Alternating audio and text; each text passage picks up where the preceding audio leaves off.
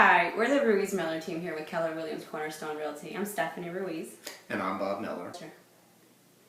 Watch this quick video and we'll be right back.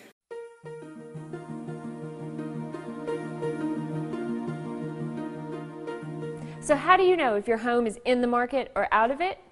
It's really as simple as showings and offers. If you think you've priced your house right and you haven't had any showings, the market is telling you that you're out of the market. But what if you've priced it so that you're getting showings but no offers? Statistics show that if your house has been listed for 2 weeks with showings but no offers, you're in this area, no buyer's land. It's in this area that you're attracting the attention of buyers, but you're only helping to sell the house down the street.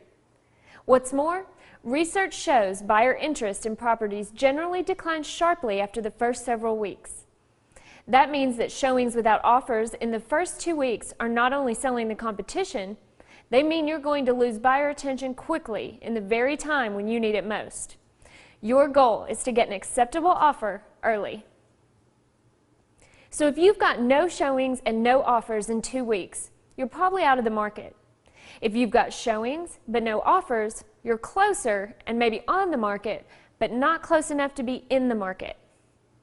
Once you've got your house in the market, all the tools your real estate professional has can be used to get you the most amount of money in the least amount of time with the least amount of hassle.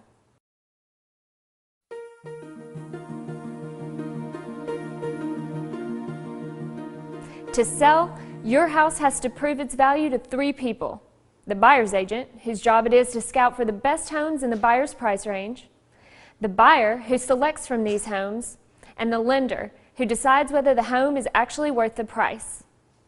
Your real estate professional will take all this into consideration when helping you set the list price. To do this, your agent will create what is commonly referred to as a comparative market analysis, or CMA. A comparative market analysis allows your agent to analyze your most up-to-date local market conditions by factoring in those houses that have recently sold, houses that have recently been placed on the market or listed, houses that have expired or been withdrawn from sale, and houses that are under contract or pending. Let's look at each. Active listings. These are listings that are currently on the market. Some sellers make the mistake of looking strictly at active listings as a basis for setting their list price. The problem with this strategy is that the only thing we know about active listings is that they have not sold. So while knowing what our competition is selling is part of the puzzle, it's not the only piece. Withdrawn and expired listings are much like active listings. These homes haven't sold either after being on the market for some time, and in some cases even going through several price reductions. Usually, these homes were overpriced or had major issues that deterred buyers. By analyzing the records of withdrawn and expired listings, your agent can determine where those pricing strategies went wrong. That information can help you see the power of getting the price right at the outset. Your agent will also analyze sold and pending listings. Unlike actives, expired, and withdrawn listings, sold and pending listings can show what prices are attracting buyers and getting offers. Your agent's comparative market analysis will help you to determine where the market has been, where it's going, and where it's not. To be a successful seller, you'll need this knowledge to know where to set your price.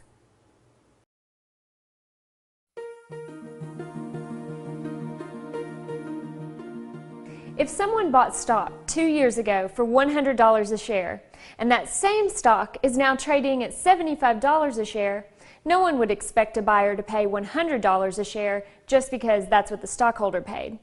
The same is true of real estate. The value of a house does not depend on how much you paid for it.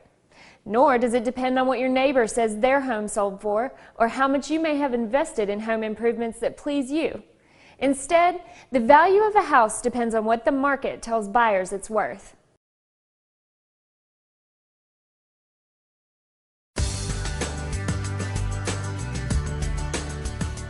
Selling your house is one of the biggest decisions you'll ever make, and you don't want to go it alone.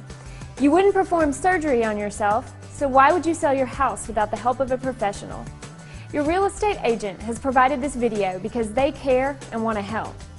Now that you have more information, you'll want to put that information into action.